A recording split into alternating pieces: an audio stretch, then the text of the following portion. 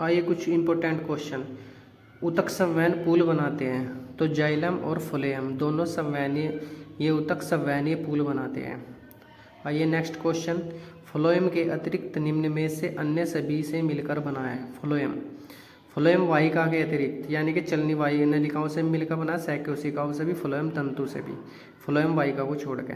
कौन सा स्थायी ऊतक एक पौधों के कठोर और मजबूती प्रदान करता है? वो होता है आपका स्केलेरिन काइमा।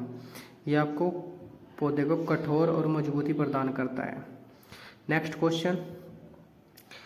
निम्न में से कौन सा पौधों की बाह्य त्वचा का कार्य नहीं है? तो प्रकाश का जो संश्लेषण करना होता है वो पौधों की बाह्य त्वचा का कार्य नहीं होता है, और सभी कार्य होते हैं। नेक्स्ट क्वेश्चन की ओर चलते हैं।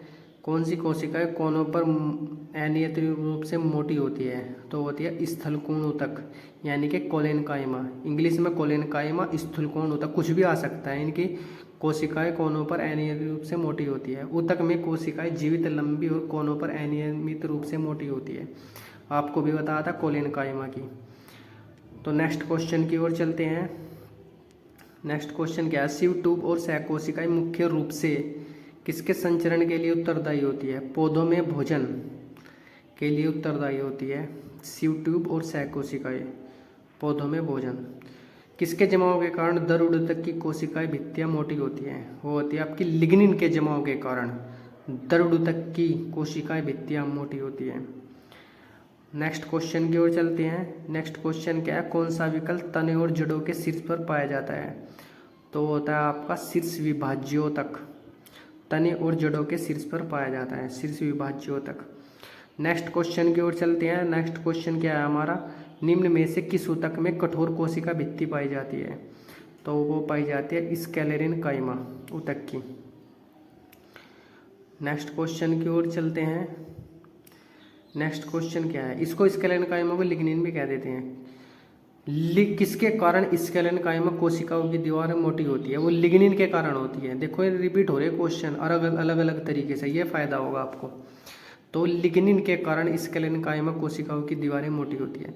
कौन सा सरल स्थायी ऊतक नहीं है? तो वह आपका जाइलम।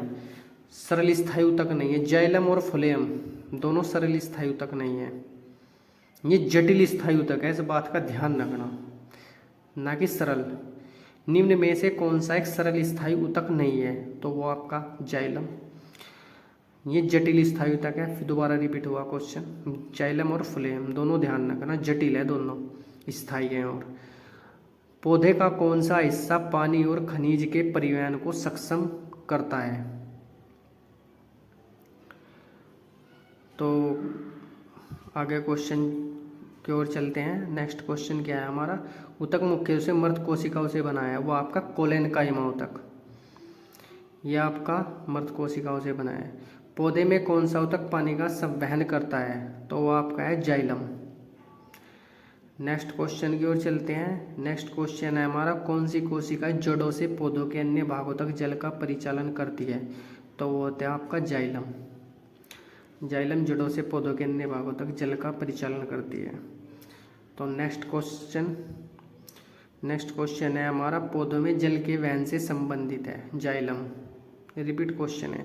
हाँ, ये जाइलम चार उससे बना होता है तत्वों से, वाहिकाएं, वाहिनिकाएं, जाइलम और जाइलम मर्दूतक।